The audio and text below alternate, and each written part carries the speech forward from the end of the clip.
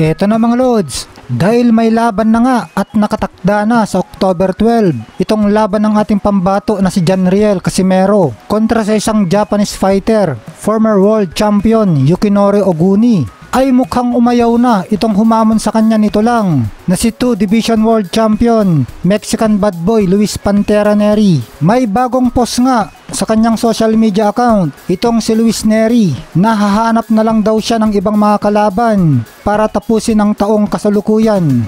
Nakapanghinayang din naman ito mga lods kasi napakagandang bakbakan sana ito. Dalawang hindi marunong umatras at parehong may mabibigat na kamay. Grabeng salpukan sana ang mangyayari mga lods. Dahil nga mga lods hindi na mangyayari sa December ang bakbakan ni na Luis Neri at Casimero, ay aasa na lang tayo na baka next year na lang din mag-aarap itong sinaangas ng Pinas at nitong si Luis Neri. Ang alam natin mga lods, nauna na kasing na-close deal ang Oguni versus Casimero bago pa man naghamon si Luis Neri dito kay Cuadro Alas. At isa pa mga lods, plano talaga ng Japanese promoter ni Casimero na si Masayuki Ito na isang Japanese fighter na sikat ang ipapalaban kay Casimero para ma-hype si Cuadro Alas sa Japan para sa paghahanda na maging mega blockbuster ang ninuluto nilang Naoya versus Casimero. At isa pa mga lods, nakaban din si Luis Neri sa Japan.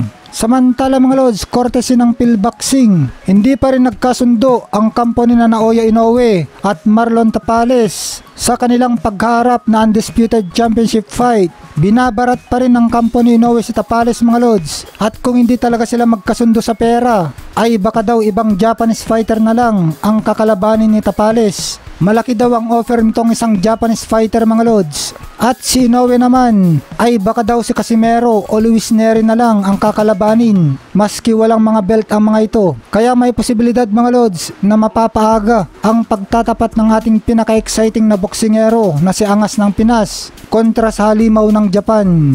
Kailangan lang ng impresibong panalo ni Casimero dito kay Oguni. Dapat i-knockout niya ito para lalo siyang sumikat sa Japan. Sabi ni Casimero na kung ano daw ang ginawa niya kay Ryo Akaho, yan din daw ang gagawin niya kay Oguni. Second round knockout at basag ang panga ni Akaho kay Casimero sa kanilang laban. 選手にコメントをいただいております。